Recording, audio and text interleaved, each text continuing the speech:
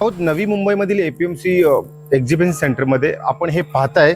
या ठिकाणी जे आहे जवळपास 5,000 लोकांची राहण्याची खाण्याची व्यवस्था या ठिकाणी शिवसेनेचे नेते उपनेते जे आहेत नवी मुंबईचे विजय चौगुले यांनी केलेले आहे। आपण पाहताय आज दसरा मेळावा आहे।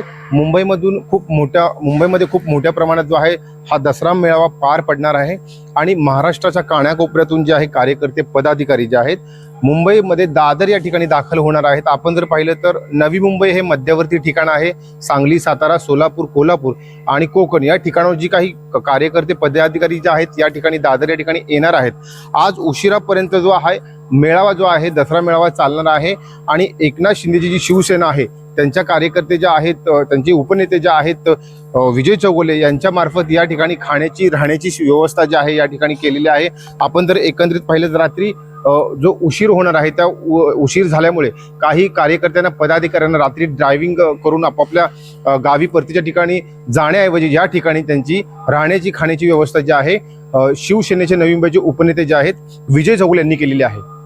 राहुल कांबळे, NDTV मराठी, नवी मुंबई।